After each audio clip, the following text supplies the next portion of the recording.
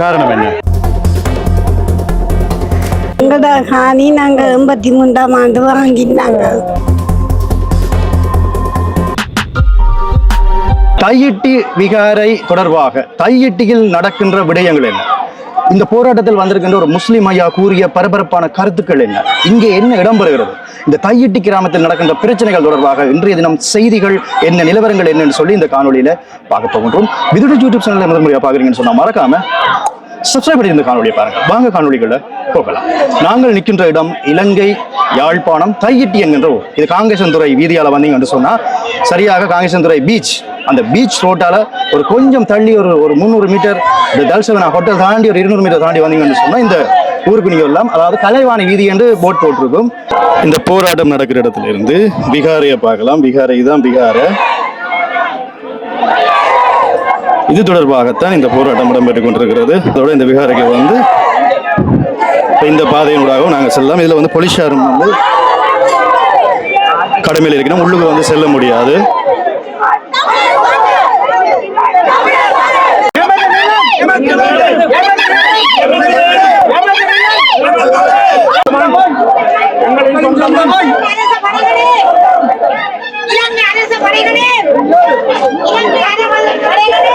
இப்ப நாங்க உள்ள வந்துட்டோம்.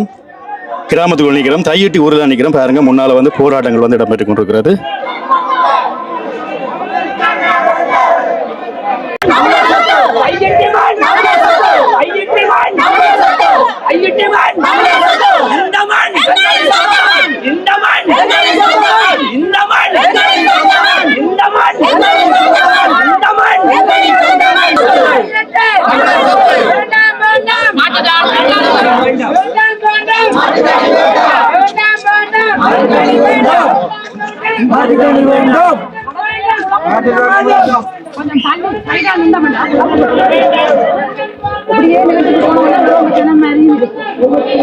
இப்ப என்ன காணி உரிமையாளர்கள்ல ஒரு 2 அம்மா மாதிரி இருக்கணும்.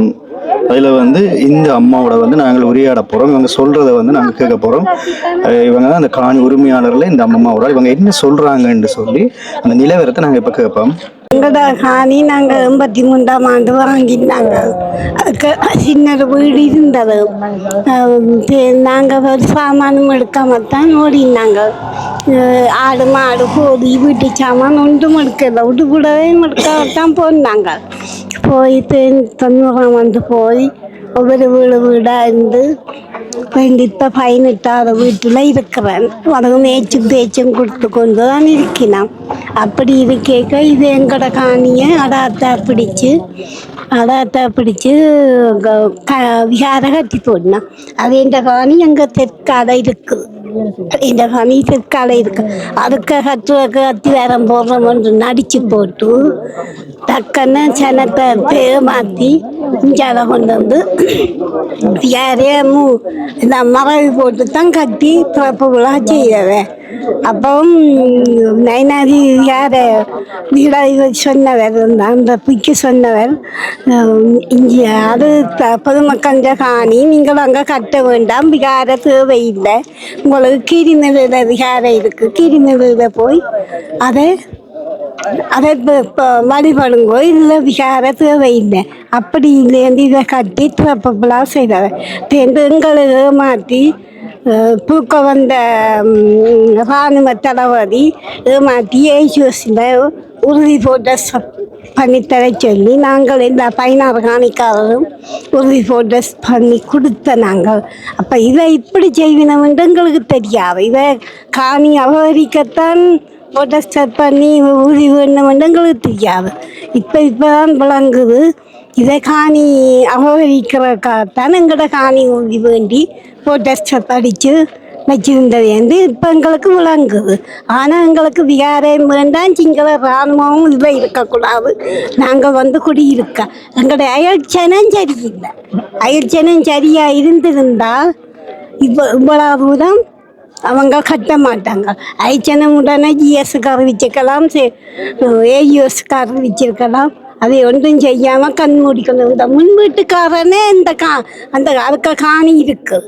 முன் வீட்டுக்காரன் அதே தான் நீங்கள் வந்திருக்கலாம் தானே கல்வியை படிப்ப நாங்கள் எல்லாம் வந்திருக்கேன் அதே மாதிரி வந்திருந்திருக்கலாம் அது எங்களுக்கு என்ன போச்சு நீங்கள் போராடின என்ன விட்டாயின்ற மாதிரி இருக்கலாம் எங்களுக்கு கண்ணீரும் கவலையும் கம்பலையும் தான் ஆம்பளை உதவி இல்லை பெருசன் மோசம் போயிட்டார் அப்படிப்பட்ட எங்களை வரைக்கினான் இது காலையிலாது வருத்தம் ப்ரெஷர் கொலஸ்ட்ரால் சதவம் எல்லாம் இருக்கு அப்போ அப்படி இருந்தும் மருந்து போட்டுட்டு தான் நான் காலமே வர வேணுமென்றதுக்காக வந்தேன் அப்போ எங்களுக்கு யாரையும் வேண்டாம் வேண்ட வேறு காணியும் வேண்டாம் வேண்ட பணமும் வேண்டாம் எங்களுக்கு எங்களோட காணி வந்தால் காணும் அவ்வளோதான். இதுதான் அந்த விகாரை அதன் உச்சியை வந்து நாங்கள் பார்த்து கொண்டிருக்கிறோம். ஸோ மக்கள் எல்லாம் இந்த இடத்துல வந்து நிற்கிறாங்க. இந்த போராட்டம் தொடர்பாக ஐயா வந்து முக்கியமான கருத்தை வந்து சொல்லியிருக்கிறாரு. மறக்காம நீங்கள் அதை கேளுங்க.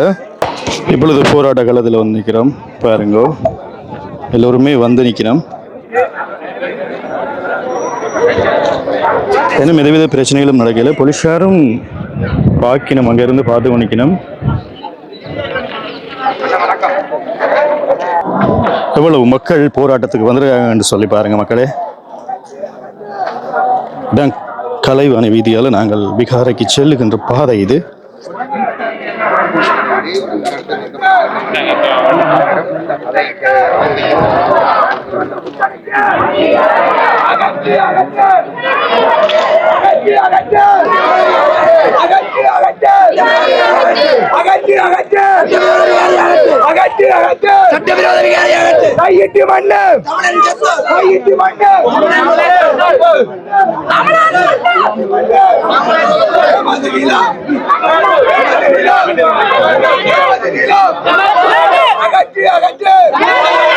ஒரு மணி 20 நிமிஷம் ஆகுது.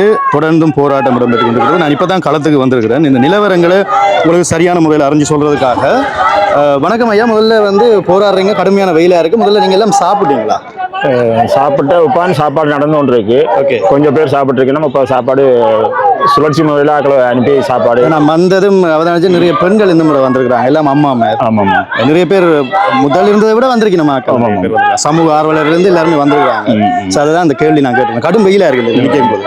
இதுவரை இப்போ நேரம் வந்து 1 மணி 30 நிமிஷம் கடந்து கொண்டிருக்கிறது. இதுவரை என்ன நடந்திருக்கு இந்த களத்தில்? இந்த களத்தில் காலையில் நேற்று 4 மணியிலிருந்து போராட்டம் ஆரம்பிக்கப்பட்டு நடைபெற்று கொண்டிருக்கின்றது. அதாவது வந்து இந்த தையிட்டு சட்ட விரோத விகாரை வந்து தனியார் காணிகளில்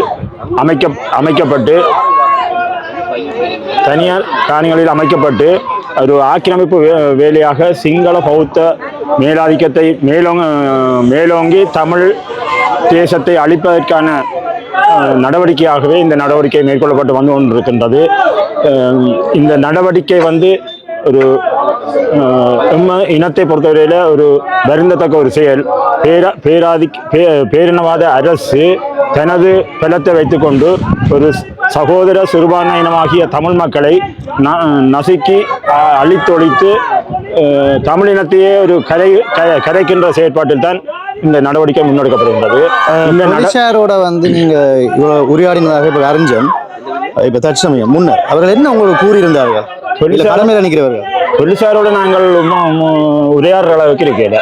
அதாவது வந்து எங்களுடைய ஜனநாயக ரீதியான எதிர்ப்பு கோஷங்களை, அதாவது வந்து சட்டவிரோத விகாரைக்கு துணை நிற்காதேங்கோ, நீதியை பெற்றுத்தாருங்கோ என்ற கோஷங்களை ஜனநாயக ரீதியாக எழுப்பிக் கொண்டிருக்கிறோமே ஒழிய போலீசாரோட நாங்கள் நல்லிணக்க ரீதியில் பேச்சுவார்த்தை இதில் நடத்துகிற அளவில். நேற்றைய தினம் அந்த நீதிமன்றத்தால் கட்டளைகள் ஏதாவது வந்தது? போலீசார் காலையில் கூட என்று வந்து உங்களுக்கு ஒரு துண்டு ஒன்று தந்திருந்தார்கள். நீங்கள் கூடி போலீசாரோட வந்து கதைச்சிருந்தீங்க, இங்கே இருந்து சத்தமாக கதைச்சிருந்தீங்க. ஸோ அது என்ன இடம் பெற்றது? என்ன அவர்கள் துண்டுகள் வைத்திருக்கிறார்கள் கையில்? அதாவது வந்து நாங்கள் வந்து எங்களோட செயற்பாட்டின்படி காணிக்காரர் நாங்கள் சேர்ந்து மாதம் ஒவ்வொரு பருவத்துக்கும் இந்த எதிர்ப்பு போராட்டங்களை பதிவு செய்கிறோம் நாங்கள். அதாவது வந்து சட்டவிரோதமாக தனியார் காணிகளில் இந்த விகாரி அமைக்கப்பட்டிருக்குது, அதை அகற்ற வேண்டும் என்ற குரலை பதிவு செய்து கொண்டே இருக்கின்றோம். அந்த ரீதியில் மாதம் போலீசாரால் இந்த நீதிமன்ற கட்டளை கொண்டு வந்து இதில் ஒட்டப்படுறது வழமை. அதே மாதிரி அவர்கள் நேற்று தங்கள் கட்டளையை கொண்டு வந்து ஒட்டியிருக்கிறார்கள். நாங்கள் அந்த கட்டளைக்கு மீறி எங்களோட ஆர்ப்பாட்டங்களையும் முன்னெடுக்கையில் நீதிமன்றத்தின் கட்டளைக்கு அமைவாகவே எங்களை ஜனநாயக ரீதியான போராட்டத்தை நாங்கள் தொடர்ந்து முன்னெடுத்து கொண்டிருக்கிறோம். இன்றும் நேற்றிலிருந்து இன்று வரை முன்னெடுத்து கொண்டிருக்கின்றோம். இந்த போராட்டம் வந்து ஒரு அரசியல் சார்ந்ததாக இல்லை, இது ஒரு மக்கள் போராட்டம் தான், அப்படித்தான் என்ன? என்ன சில பேர் அரசியல் போராட்டம் பண்றாங்க, இது ஒரு மக்கள் போராட்டம். மக்கள் போராட்டம்.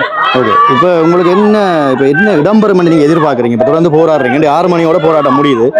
எப்படியான தகவல் ஏதாவது கிடைக்குமா? இல்லை விகாரவாதியோட இந்த வந்திருக்கின்ற மீடியா கதைக்கோணும் என்று சொல்லி அறிஞ்சிருந்தார், அவர் கேட்டதாக அறிஞ்சிருந்தார், விகாரவாதியோட உரையாடணும் என்று சொல்லி மீடியா கேட்டு. ஆமா ஆமா. அப்ப போலீசார் சொல்லியிருக்கணும் இல்லை இன்றும் கதைக்க முடியாத பிறகு வேணுமெண்டா கதைங்க அப்படி என்று சொன்னதாக எல்லாம் கேள்வி. என்ன இதுல என்ன இடம்பெற போகும்? அது ஊடகவியலாளருக்கும் போலீசாருக்கும் உள்ள தொடர்பாடல்.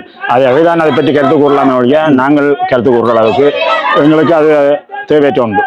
ஓகே, நன்றி. உங்களுக்கு நான் வந்திருந்தேன், இந்த நிலைமையை பார்த்துருந்தேன் பாருங்க, இதில் வந்தவர்கள் எழுதியிருக்கிறார்கள். ஸோ மக்களுக்கு காணி கிடைக்கணும் என்று நானும் வேண்டிக் கொள்கிறேன் கடவுளை. நன்றி, உங்களை சந்திச்சது சந்தோஷம். சில நிலவரங்களை நாங்கள் சொல்லியிருந்தீங்க, மகிழ்ச்சி. நன்றி. நன்றி. இந்த போராட்டம் வந்ததுக்குரிய காரணம் என்ன? உண்மையில் இந்த தைட்டி பகுதியில் தமிழ் மக்களுக்கு சொந்தமான பரம்பரையாக வாழ்ந்த தமிழ் மக்களுடைய பூர்வீக காணிகளை விடுவிக்க வேண்டும். அது மட்டுமில்லாமல் அனுமதி அற்ற கட்டடங்களை கட்டி அனுமதி அளித்தவர்கள் யார் என்ற ஒரு கேள்வி வருகின்றது. சாதாரணமாக தமிழ் மக்களுக்கு சொந்தமான இந்த காணியை அபகரித்து அநியாயமான முறையில் அவருடைய காணிகளை அபகரித்துள்ளார்கள். எனவே இந்த காணிகளை தயவு செய்து இன்றைய அரசாங்கம் இதற்கு தகுந்த நடவடிக்கை எடுத்து இவர்களுக்கு இந்த நல்ல தீர்வை பெற்று இவருடைய காணிகளை வழங்க வேண்டும் என்று நான் தாழ்மையுடன் கேட்டுக்கொள்வதோடு, நான் இன்று பத்திரிகையில் பார்த்தேன், அமைச்சர் நலிந்த திசாநாயக்க அவர்கள் கூறியிருக்கின்றார்கள், அதாவது பலஸ்தீன மக்கள் பலஸ்தீனத்துக்கு சொந்தமான காணிகளை இஸ்ரேல் அபகரித்ததை நாங்கள் வன்மையாக கண்டித்து அதற்காக குரல் கொடுப்போம் என்ற வாசகத்தை நான் இன்று பத்திரிகையில் பார்த்தேன். அதே போன்று இங்கே இலங்கையிலே இப்படியான ஒரு அநியாயம் தமிழ் மக்களுக்கு நடந்ததை நாங்கள் வன்மையாக கண்டிக்கிறோம். எனவே இதற்கான ஒரு நல்ல தீர்வை அரசாங்கம் பெற்றுக் கொடுக்க வேண்டும் என்று தாழ்மையுடன் கேட்டுக்கொள்கிறேன். உங்களுடைய பெயர், நீங்கள் எங்கிருந்து வாரீங்க? நான் யாழ்ப்பாணத்திலிருந்து வரேன். யாழ்ப்பாணம். உங்களுடைய பெயர்? சரஃபுல் அனாம். நீங்கள் ஒரு சமூக செயற்பாட்டாளர், முன்னாள் மாநகர சபை உறுப்பினர். யாழ்ப்பாணமா? யாழ் மாநகர சபை. நன்றி, உங்களை சந்திச்சது சந்தோஷம். கிட்டத்தட்ட ஒரு 100 மீட்டர் தூரத்தில் இருந்து விகார அறையிலிருந்து பொதுமக்கள் அப்படி வரிசையாக அப்படியே இந்த போராட்ட களத்தில் ஈடுபட்டு கொண்டிருக்கிற இந்த காட்சியை வந்து பார்த்து கொண்டிருக்கிறோம்.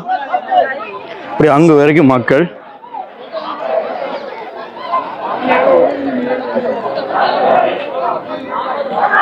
எவ்வளோ மக்கள் நிற்கிறாங்க பாருங்க மக்களே.